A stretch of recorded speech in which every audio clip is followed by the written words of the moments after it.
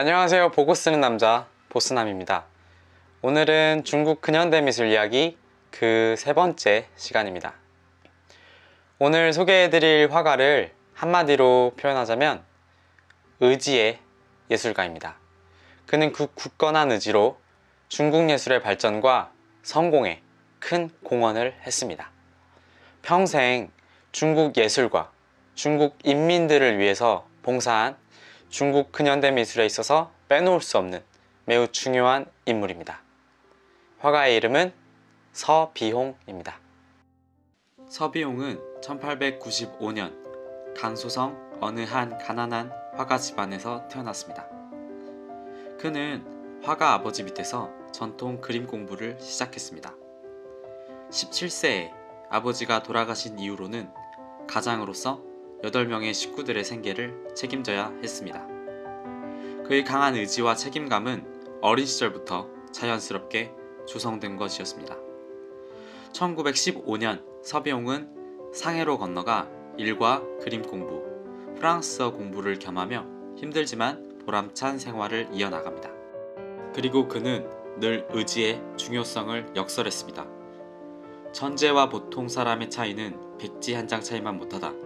문제는 누가 끝까지 이겨낼 수 있느냐에 달려있다. 그리고 그는 늘 그렇게 삶을 살아냈습니다. 열심히 한 결과 그에게 프랑스 유학의 기회가 찾아옵니다. 당시 그가 유학하던 파리 국립미술학교는 엄격한 소묘 기초훈련을 강조했습니다. 국내에 있을 때부터 소묘의 중요성을 인지하고 있던 그는 학교의 정규 수업 외에도 스스로 복습을 하는 시간을 많이 가졌습니다. 혼자 실물을 보고 사생했으며 많은 소묘 습작들을 그렸습니다.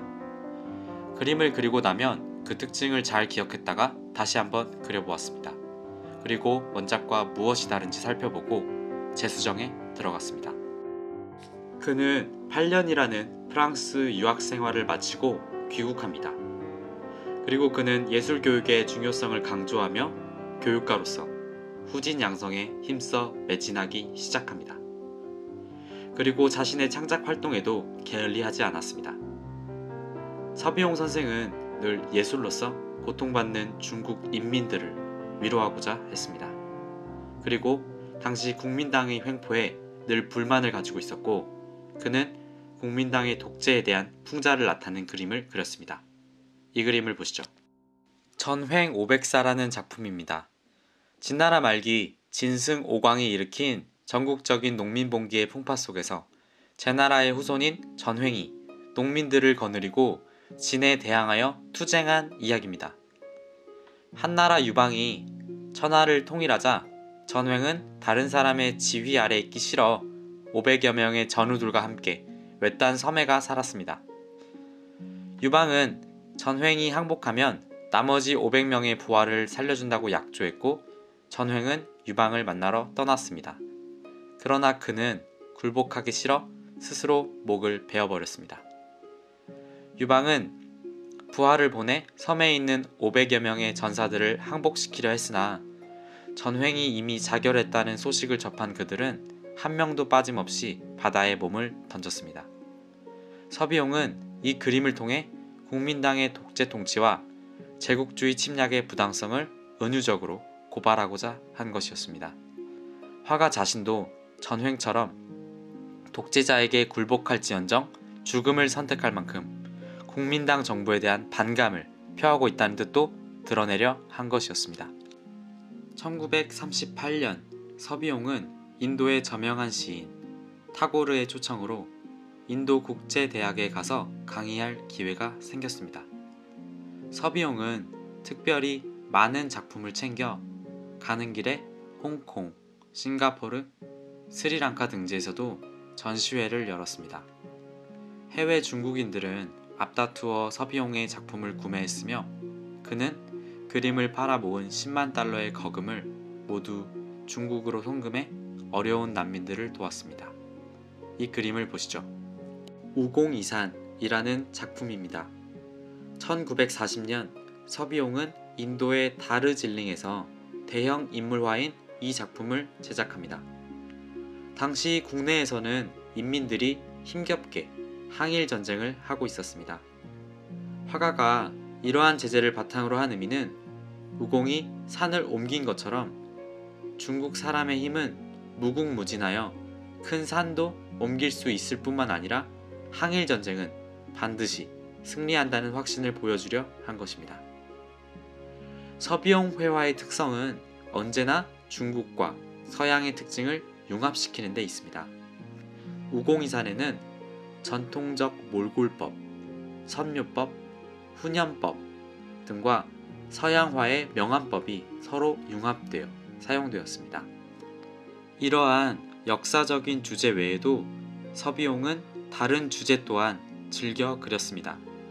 말은 서비용이 가장 즐겨 그린 작품의 소재입니다. 그는 종종 말을 통해 자신의 비애나 우울함, 희망과 기쁨을 표현했습니다. 서비용은 평생 동안 말을 그렸고 또한 평생 동안 말을 관찰했습니다. 일찍이 프랑스 유학 시절 그는 자주 말 훈련장으로 가서 1000여 장이 넘는 말 크로키화를 그렸습니다. 그는 또 말의 해부학적인 면과 말의 기질을 자세히 연구했습니다.